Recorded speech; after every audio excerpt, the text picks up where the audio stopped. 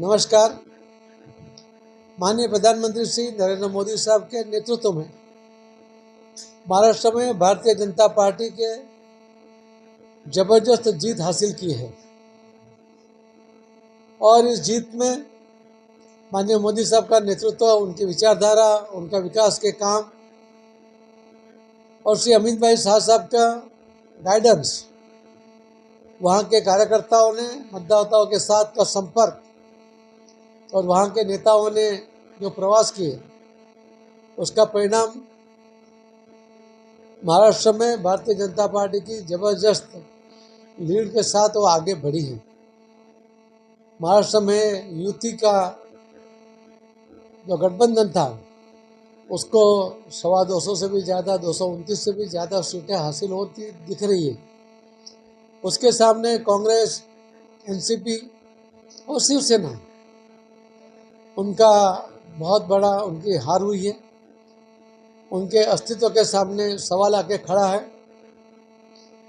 एक मैसेज इसमें से जा रहा है जीत में से कि लोगों को विकास में विश्वास है, लोगों को नरेंद्र मोदी साहब के विकास के कामों में विश्वास है, देश की प्रगति वो चाहते हैं और इसीलिए देश हित के विरुद्ध में निवेदन करने वाले निवेदनबाज नेताओं को महाराष्ट्र के मतदाताओं ने अपना जगह दिखा दी है।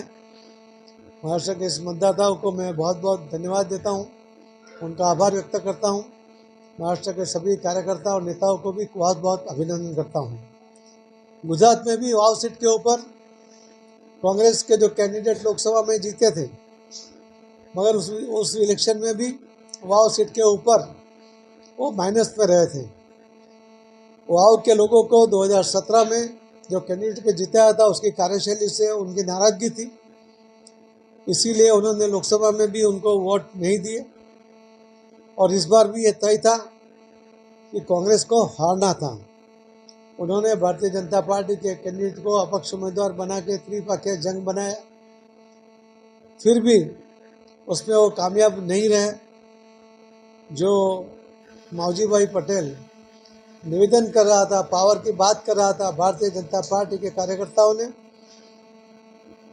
का जो पावर है उसका स्वाद उसको दिखाया, उसको स्वाद चखाया और वाव की सीट जीतते हुए गुजरात विधानसभा में 162 की संख्या भारतीय जनता पार्टी के एमएलए की हो गई है। उसके लिए मैं गुजरात के मुख्यमंत्री को भी अभिनंदन करता हूं, सभी कार्यकर्ताओं और आगेवानों को भी बहुत बहुत अभिनंदन करता हूँ। बहुत बहुत धन्यवाद। माननीय प्रधानमंत्री श्री नरेंद्र मोदी साहब ने जो बात कही है वो बहुत स्वयं स्पष्ट है कि एक है तो सेफ है। 5 भाइयों भी जब एक होते हैं, जब उसका कोई नाम नहीं लेता, उनको कोई तकलीफ नहीं पहुंचा सकता, और अगर वो एक नहीं रहते हैं तो सेफ नहीं रहते हैं, तो बहुत स्वाभाविक बात है। बटेंगे तो कटेंगे, ये भी बहुत स्वाभाविक बात है कि अगर ये वोट बढ़ जाता तो भारतीय जनता पार्टी को नुकसान होता, लोगों को नुकसान होता।